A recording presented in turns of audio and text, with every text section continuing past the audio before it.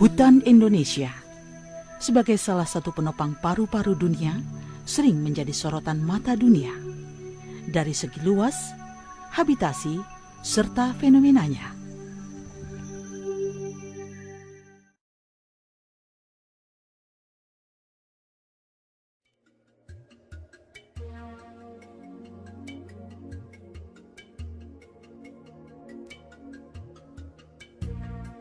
Jika kekeringan ini disebabkan atau dipengaruhi oleh faktor El Nino, maka menyebabkan kekeringan terjadi dalam waktu yang lebih panjang dan musim kemarau lebih kering dari masa normalnya, sehingga dampak kebakaran dan hutan itu bisa masif seperti yang terjadi pada tahun 1997. Dampak yang ditimbulkan oleh kebakaran bukan hanya lokal, tetapi juga regional bahkan lintas negara.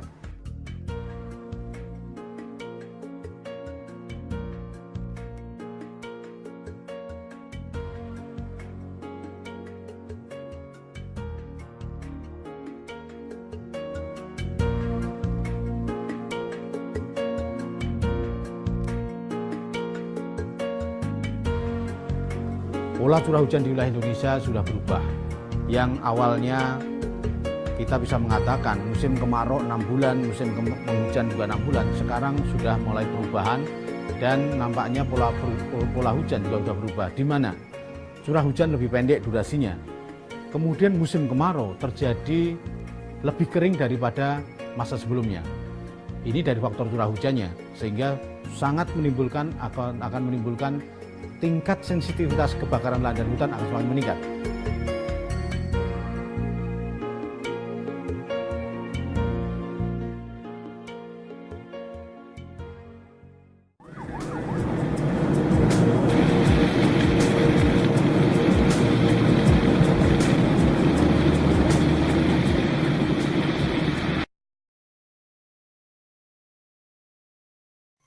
Tidak bisa sepenuhnya dihilangkan dari ekosistem hutan, dikarenakan beberapa vegetasi hutan merupakan klimaks api masih dapat dihindari.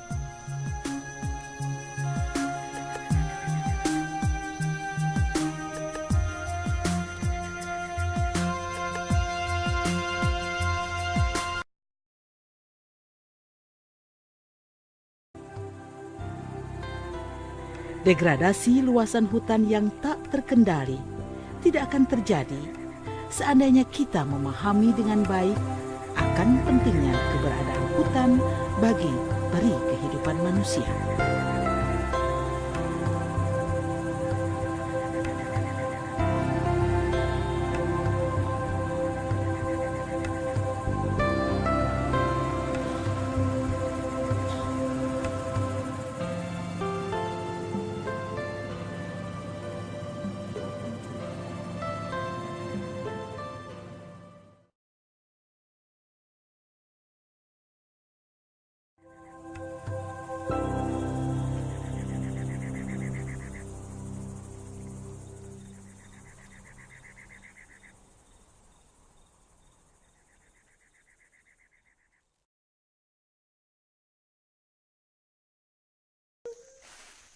Foru's grand ambition is to show others that this damage can be reversed, and the first small step in regrowing the forest is collecting tree seeds. They have developed from scratch the best ways to collect, germinate and treat seeds and saplings for planting back into the forest.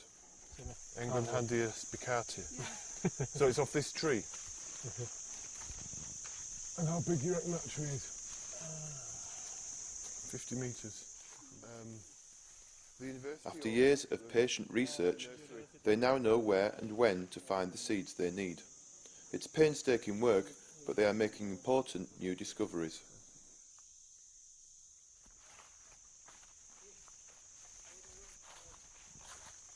Foru's main nursery is located in the National Park.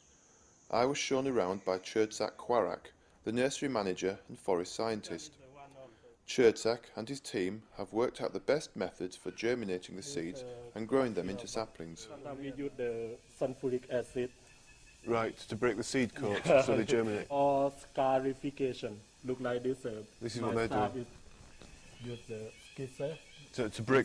To break the seed coat to let water in, yeah. Yeah. With Eden's support, Forrow employs a team of 2 full-time researchers and 2 assistants.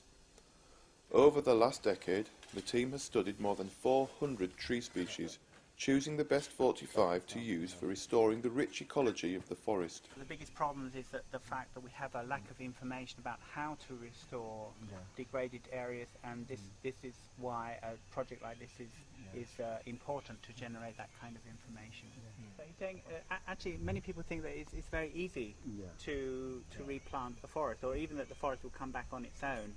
But in actual fact, it's not, and you have to pay attention to the techniques and things like species selection, seed collection, and so on, all that, to make sure that you're planting the best trees in the best places. Grow in this area? Really. Okay. In this recently planted experimental plot, forest students are measuring the height and canopy width of the seedlings to identify the most suitable species for restoring the forest. This is the clever bit. Forrow's research has focused on choosing the right trees from the 600 species available. These are the ones which produced a fast-growing canopy to shade out weeds and produce lots of fruits to attract birds. The birds, in turn, introduce new seed which adds to the species diversity.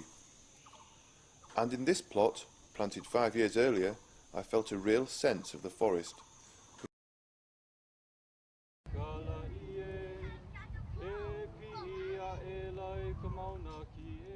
As part of Envision Lightyear, we're interested in sustainability, not just economically, but environmentally and in other ways. And so we're interested in renewable energy. We're interested in ways that we can, as we grow the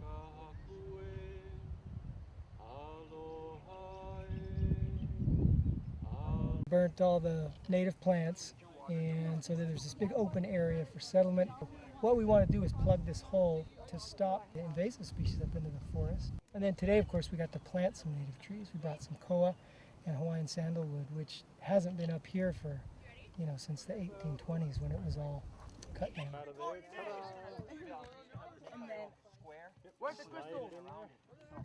And then just this. You can kind of pack it, build it up in there.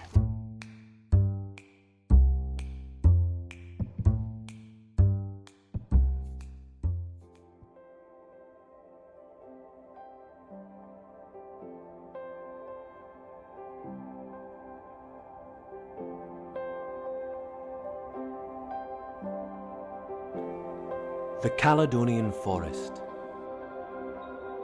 A magical, mystical forest. Once home to wolf, lynx, beaver and boar. A forest which for millennia carpeted the Scottish Highlands in a vibrant mosaic of woodland, bog and sheltered glades. A forest full of life.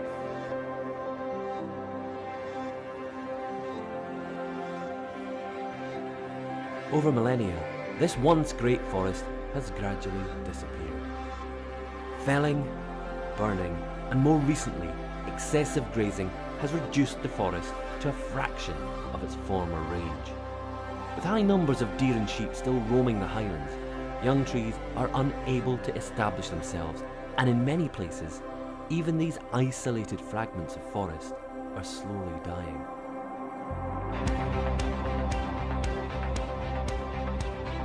Trees for Life is an award-winning charity working to restore large areas of this magnificent wild forest.